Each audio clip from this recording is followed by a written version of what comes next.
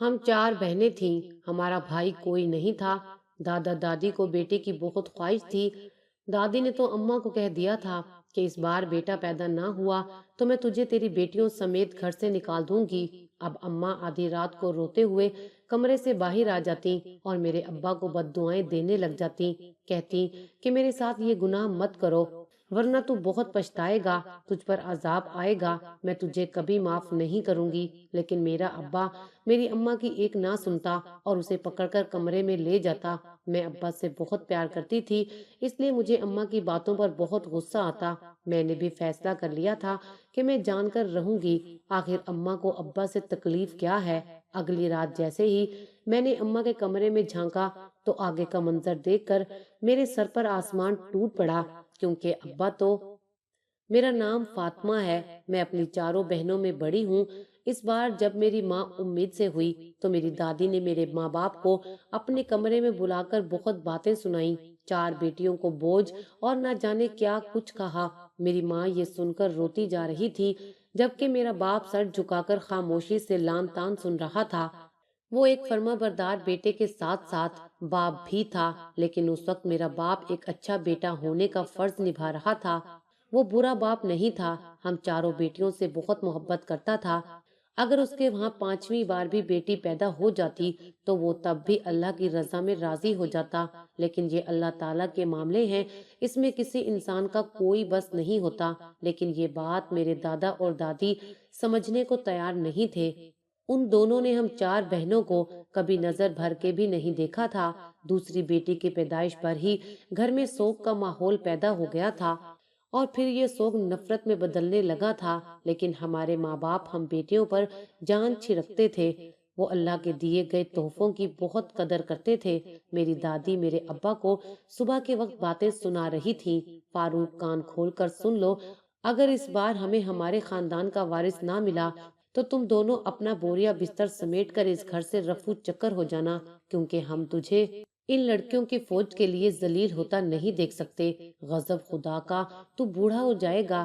اس فوج کو گھر سے رخصت کرتے کرتے کتنا سمجھایا تھا کہ ایک بیٹی سالی کو دے دے اور ایک بیٹی اپنے سالے کو، کچھ تو بوجھ کم ہوتا، لیکن تیرے سر پر تو بیٹیوں کی محبت کا بھوت سوار تھا۔ میری دادی بولتی جا رہی تھی اور میرا باپ ان کی بات سن کر حیران ہو رہا تھا۔ وہ سوچ بھی نہیں سکتا تھا کہ اس کے ماں باپ اتنے کم ظرف ہوں گے۔ اماں یہ کیا کہہ رہی ہیں آپ؟ بیٹا یا بیٹی پیدا کرنا ہم دونوں کے ہاتھ میں تو نہیں ہے، یہ سب تو اللہ کی مرضی ہے۔ آپ دونوں اللہ کی رحمتوں سے منہ موڑ کے گناہ کر رہے ہیں۔ میرے ماں باپ نے انہیں سمجھانے کی بہت کوشش کی، لیکن میرے دادا اور دادی پوتے کی چاہت میں اندھے ہو چکے تھے، اس لیے نہ وہ کچھ سننے کو تیار تھے اور نہ ہی سمجھنے کو۔ ان کی بس ایک ہی ضد تھی کہ اگر اس بار ان کی بہو کے ہاں بیٹا نہ ہوا تو ان سب کو یہاں سے جانا پڑے گا۔ ان لڑکیوں کی فوج کو اپنے گھر میں دن دناتا دیکھ کر انہیں گھٹن محسوس ہوتی ہے۔ لوگوں کے تانے سننے نہیں جاتے، لوگوں کے گھروں میں بیٹے چاند کی طرح چمک رہے ہیں اور ایک ہمارا گھر ہے جہاں لڑکیوں نے اندھیر مچا رکھا ہے۔ دادی ایک دم سے بولی، اگر تو چاہتا ہے کہ میں تیری ان چار بیٹیوں کو برداشت کروں تو مجھے ڈاکٹر کی پرچی لا دے جس پر بچے کی جنس لکھی ہوتی ہے۔ پوتے کے آنے کی خبر پڑھ کر میں مطمئن ہو جاؤں گی، ورنہ تو پانچویں پوتی کے آنے کا خوف مجھے سکون سے سونے بھی نہیں دیتا۔ اگر تو چاہتا ہے کہ تیری ماں کی راتیں آنکھوں میں نہ کٹے تو مجھے بیٹے کی پیدائش کا یقین دلوا دے۔ اگر تو نے ایسا نہ کیا تو میں تیری لڑکیوں کی جنج کو گھر سے باہر نکال کروں گی، پھر مجھ سے شکوہ نہ کرنا۔ میری دادی نے صفاقی سے کہا تو میری ماں دکھ سے میرے باپ کی طرف دیکھنے لگی۔ میرے ابا نے آنکھوں ہی آنکھوں میں اسے خاموش رہنے کا اشارہ کیا۔ وہ جانتا تھا کہ میری بیوی اپنی بیٹیوں کے خلاف ایک لفظ بھی نہیں سن سکتی، سن تو وہ بھی نہیں سکتا تھا، لیکن مجبوری تھی۔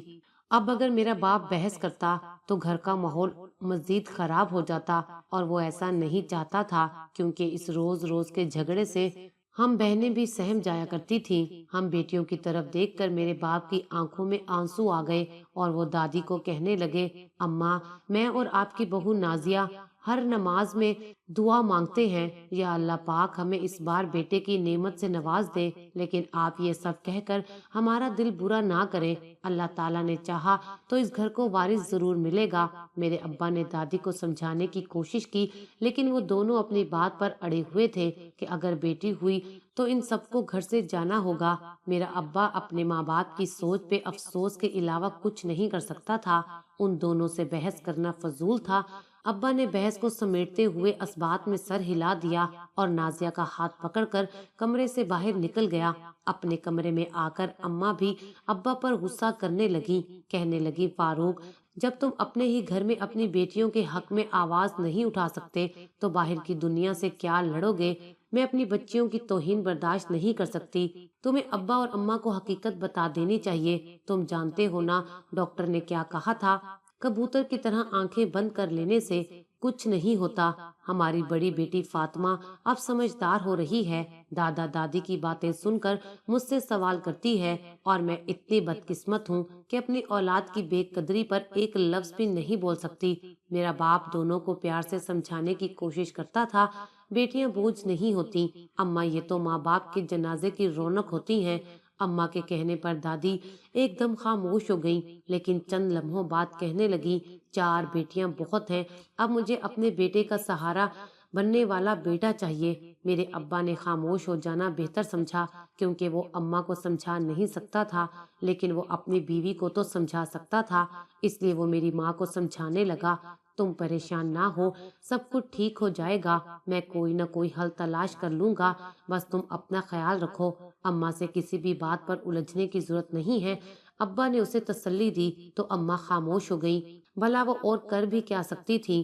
4 بیٹیاں پیدا کر کے وہ دنیا کی نظر میں مجرم بن گئی تھی، ایسی مجرم جس کی سزا عمر قید تھی، اور اس کے نہ کردہ وہ جرم کی سزا کاٹنے میں ہم بیٹیاں بھی شامل تھیں۔ میرے ابا نے ہماری ماں کو تو تسلی دے دی، لیکن وہ اس سارے معاملے کی وجہ سے بہت پریشان تھے، انہیں سمجھ نہیں آ رہی تھی کہ آخر اس مسئلے کو کیسے حل کریں۔ دن بدن گھر کا ماحول خراب ہوتا جا رہا تھا، اب ان کے سمجھانے سے بھی معاملہ حل ہوتا نظر نہیں آ رہا تھا۔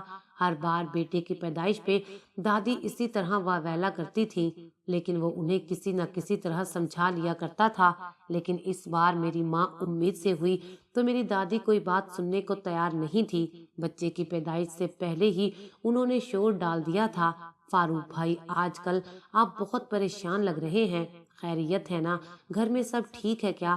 کوئی پریشانی ہے تو مجھ سے شیئر کر لیں، میں بھی تو آپ کے بھائیوں جیسا ہوں۔ میرے ابا کی دکان پر کام کرنے والے جمیل نے اپنائیت سے پوچھا تو ابا نے اسے ساری بات بتا دی، وہ خود بھی کسی سے بات کر کے اپنے دل کا بوجھ ہلکا کرنا چاہتے تھے۔ جمیل نے ان کی بات سنی تو سوچ میں گم ہو گیا، اگر آپ چاہتے ہیں تو اس مسئلے سے نکلنے کا ایک راستہ ہے، لیکن وہ راستہ اختیار کرنے کی پہلی شرط رازداری ہے، آپ اور بھابھی کانوں کان کسی کو خبر نہ ہونے دینا، ورنہ بہت سے مسائل پیدا ہو جائیں گے، پورے خاندان میں آپ کی بے عزتی ہو جائے گی۔ اچھی خاصی تحمید ماننے کے بعد جب جمیل نے حل بتایا تو ابا نے انکار کر دیا، وہ اس قسم کے کاموں میں نہیں پڑنا چاہتے تھے۔ ابا کا انکار سن کر جمیل بھی خاموش ہو گیا، وہ تو بس ان کی پریشانی ختم کرنے کی وجہ سے مشورہ دے رہا تھا۔ ابا گھر آیا تو میری ماں منہ سر لپیٹے لیٹی ہوئی تھی اور ہم بچیاں سہمی ہوئی ماں کے ارد گرد بیٹھی تھیں۔ وہ سمجھ گئے کہ آج پھر دادی سے جھڑپ ہوئی ہے، یہ روز کا تماشا بن گیا تھا۔ ابو دکان سے گھر آتے تو ساس بہو کی تکرار کا حصہ بننے پر مجبور ہو جاتے۔ میرے ابا نے ایک لمبی سانس لی اور خود کو اماں کی کڑوی باتیں سننے کے لیے تیار کیا۔ وہ جانتے تھے کہ اماں پھر وہی بحث چھیڑ کر بیٹھ جائیں گی، وہ میری دادی کو سمجھا سمجھا کر تھک گئے تھے، لیکن وہ کچھ سمجھنے کو تیار نہ تھیں۔ نازیہ، تمہاری طبیعت تو ٹھیک ہے نا؟ اس وقت ایسے کیوں لیٹی ہو؟ دادی کے پاس جانے سے پہلے ابا نے تلخی کا جائزہ لینے کے لیے اماں سے بات کرنے کا فیصلہ کیا۔ ان کی آواز سن کر میری ماں اٹھ کر بیٹھ گئیں، لیکن وہ کچھ بھی بولنے کی بجائے روتی جا رہی تھیں، وہ تنگ آ چکی تھیں اس روز روز کی تکرار سے۔ اب अम्मा का दम घुटने लगा था इस माहौल में जहां उसकी बेटियों को बोझ समझा जाता था, लेकिन वो इतनी बेबस थी कि अपनी बेटियों के लिए कुछ नहीं कर सकती थी। मेरी माँ कहने लगी, फारूक, मैं यहाँ से अपनी बच्चियों को लेकर जाना चाहती हूँ।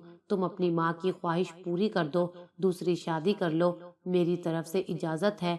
मैं अपनी बच्चियों के साथ ये सब होता नहीं देख सकती। तुम्हारी माँ हर आए गए के सामने ये कहकर मेरी तौहीन करती है कि मेरे बेटे फारूक के सर पर 4 बेटियों का बोझ है। आज भी साथ वाली खाला को कह रही थी कि अगर इस बार भी मेरी बहू ने बेटी पैदा की तो मैं अपने घर को इस बोझ से आजाद करवा लूंगी। जवाब में खाला ने भी ज्यादा बेटियों के नुकसानात गिनवा कर तुम्हारी माँ को मजीद बढ़ावा दिया है। कब तक हम माँ बेटियां बगैर जुर्म की सजा काटेंगी? ये घर नहीं कैद खाना है जहाँ हम अपनी मर्जी से हंस नहीं सकती, बोल नहीं सकती।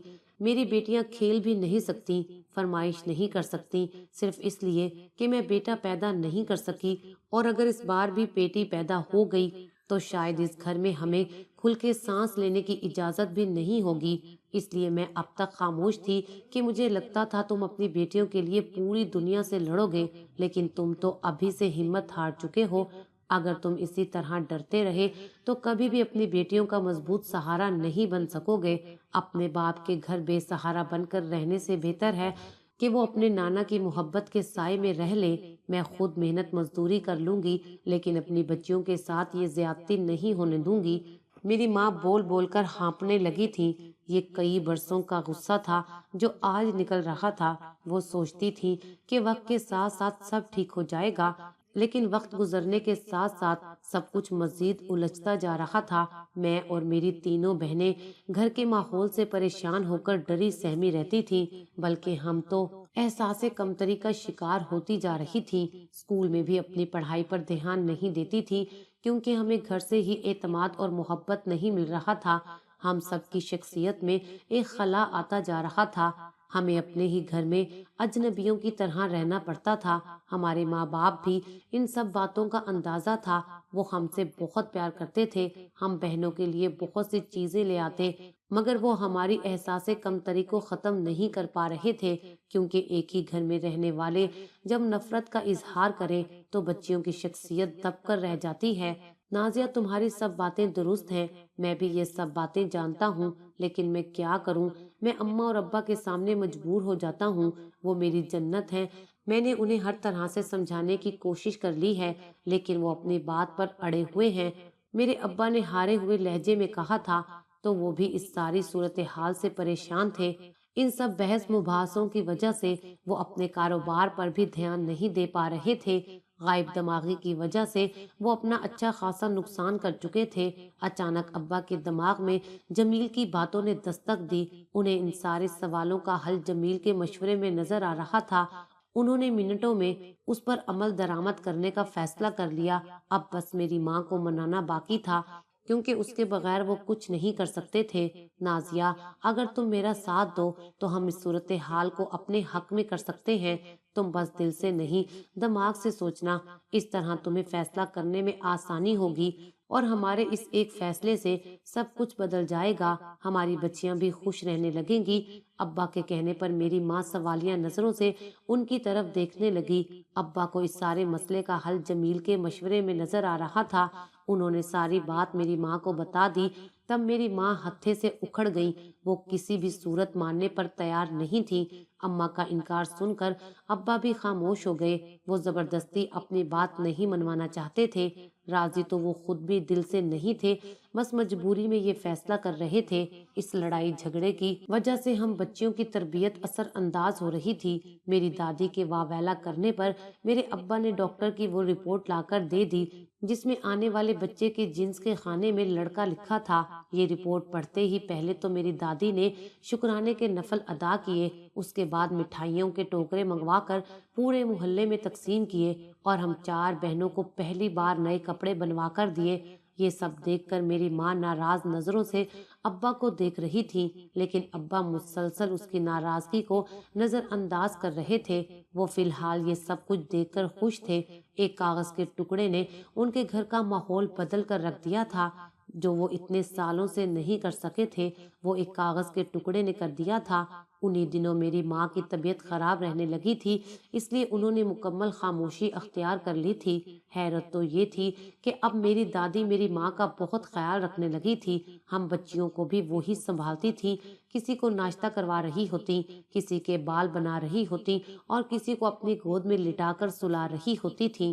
یہ سب دیکھ کر میری اماں نے ابا کی بات ماننے کا فیصلہ کر لیا۔ وہ یہی تو چاہتی تھی کہ ہم بیٹیوں کو اس گھر میں پیار اور اعتماد ملے، اور اب پیار جس وجہ سے مل رہا تھا میری ماں وہ وجہ ختم نہیں کرنا چاہتی تھی۔ ہم سب بہنیں ہمیشہ دادا دادی کی محبت کو ترستی رہی تھیں، اور اب ہم دیکھ رہی تھیں کہ دادا دادی کو ہمارے سوا کچھ نظر ہی نہیں آتا تھا۔ اور وہ دن بھی آ گیا جب اماں نے ایک بیٹے کو جنم دیا، مگر میں حیران تھی کہ اصل الٹرا ساؤنڈ کے مطابق تو میری ماں بیٹی کو جنم دینے والی تھی، پھر یہ سب کیسے ہو گیا تھا؟ خیر، میری ماں ہسپتال سے بیٹا لے کر گھر آئی تو گھر اس طرح سجا ہوا تھا جیسے کسی کی بارات آ رہی ہو۔ میری دادی نے سارے خاندان کو دعوت پہ جمع کر رکھا تھا، پورا گھر تحفوں سے بھرا ہوا تھا۔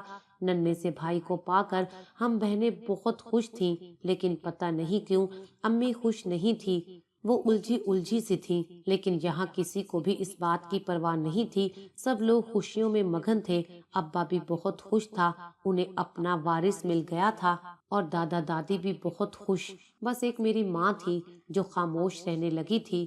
ماں روز آدھی رات کو روتے ہوئے کمرے سے باہر آ جاتی اور میرے ابا کو بد دعائیں دینے لگ جاتی، کہتی کہ میرے ساتھ یہ گناہ مت کرو، میں تمہیں کبھی بھی معاف نہیں کروں گی، تم پر عذاب آئے گا۔ مجھے اماں پر بہت غصہ آتا، کیونکہ اب تو گھر کے حالات بالکل ٹھیک ہو چکے تھے، پھر اماں روز رات کو یوں ابا سے جھگڑا کیوں کرتی تھی؟ میرے ابا میری ماں کا ہاتھ پکڑتے اور انہیں واپس کمرے میں لے جاتے۔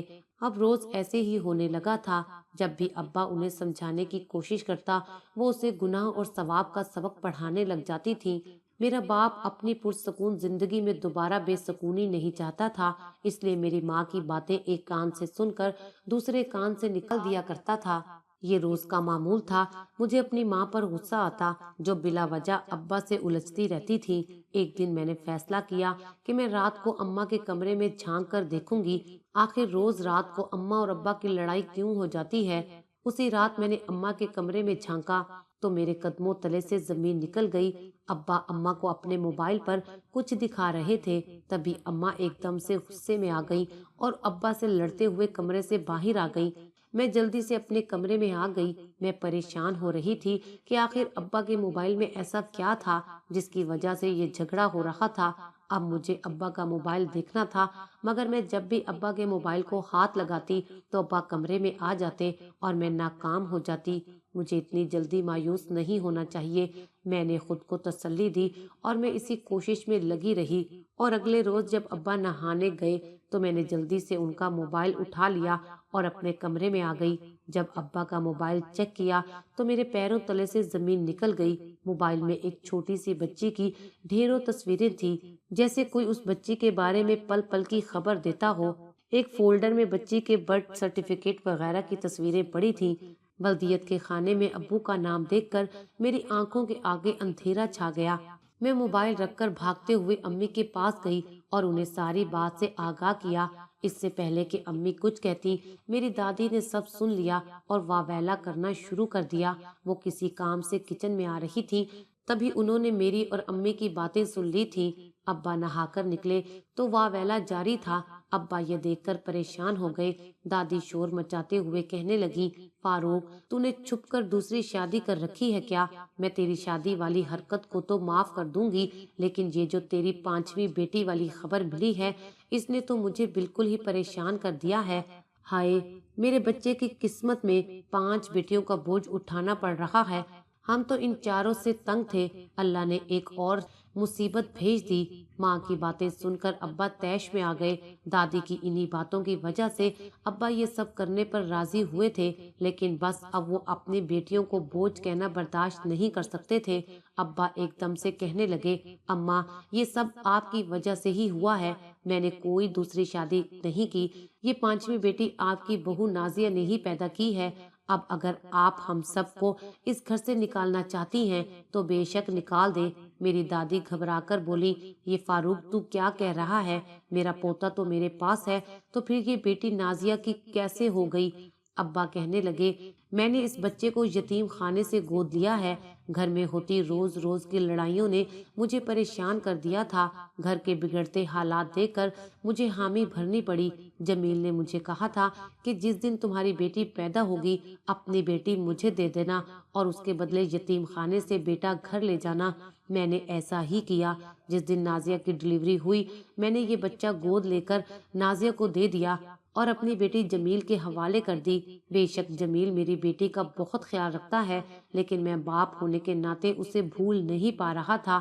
اور پھر نازیہ کا ساری ساری رات اپنی بیٹی کے لیے تڑپنا مجھے احساس دلاتا کہ میں گناہ کر رہا ہوں۔ مگر جب نازیہ کو اپنی بیٹی کی تصویریں دکھاتا تو نازیہ یہ کہتی، ابھی جا کر میری بیٹی لے آؤ، میں اس کی ماں ہوں، مجھ سے رہا نہیں جاتا۔ تم نے ماں بیٹی کو جدا کر کے اچھا نہیں کیا، یہ گناہ ہے، میں تمہیں معاف نہیں کروں گی۔ اماں، آپ کو خوش کرنے کے چکر میں خود پریشان ہو گیا ہوں۔ ہم اللہ تعالیٰ کی رضا کے سامنے کچھ نہیں کر سکتے تھے۔ اگر اللہ تعالیٰ نے ہماری قسمت میں 5ویں بیٹی کو لکھ دیا ہے تو رونے دھونے کی بجائے ہمیں اس کا شکر ادا کرنا چاہیے۔ اچانک میری دادی کو چکر آئے اور وہ زمین پر گر پڑی۔ گرنے کی وجہ سے انہیں بہت چوٹیں آئی تھی۔ ہم چاروں بہنیں دادی کا دل سے خیال رکھتی، دن رات ان کی خدمت کرتی۔ میں تو ساری ساری رات دادی کی ٹانگیں دباتی، انہیں دودھ گرم کر کر کے اپنے ہاتھوں سے پلاتی۔ تب جا کر دادی اور دادا کو بھی احساس ہو گیا کہ بیٹیاں بھی بیٹوں سے کم نہیں ہوتی۔ انہیں اپنی غلطی کا شدت سے احساس ہو رہا تھا۔ وہ آج تک بیٹیوں کو بوجھ سمجھتی آئی تھی، لیکن اب انہیں احساس ہو گیا تھا کہ بیٹیاں بوجھ نہیں ہوتی۔ پھر ایک دن دادی نے خود کہا کہ چلو آج ہم سب جائیں گے اور اپنی پوتی کو گھر واپس لے کر آئیں گے۔ ہم سب بہت خوش تھے۔ اس دن دادا دادی نے گھر پر بہت بڑا جشن کیا تھا۔ اس دن کے بعد سے دادا دادی ہم پوتیوں کے ساتھ پیار سے پیش آنے لگے تھے۔ وہ خوش خوش رہتے تھے۔ ہم تتلیوں کی مانند ان کے ارد گرد گھومتی رہتی تھی۔ ان کی ایک آواز پر بوتل میں سے جن کی طرح حاضر ہو جاتی، بھاگ بھاگ کر ان کے سارے کام کرتی۔ ہمارا بھائی اسد بھی اب بڑا ہونے لگا تھا، وہ بھی ہمارے ساتھ کھیلنے لگا تھا۔ میرے ماں باپ بھی بہت خوش ہیں۔ اب گھر میں کوئی جھگڑا نہیں ہوتا تھا۔ آخر میں بس اتنا کہوں گی کہ بیٹی ہو یا بیٹا، یہ سب اللہ تعالیٰ کی دین ہے۔ انسان کے بس میں تو کچھ نہیں ہوتا۔ بیٹیوں کی پیدائش پر انہیں بوجھ سمجھنے کے بجائے انہیں دل سے قبول کرے۔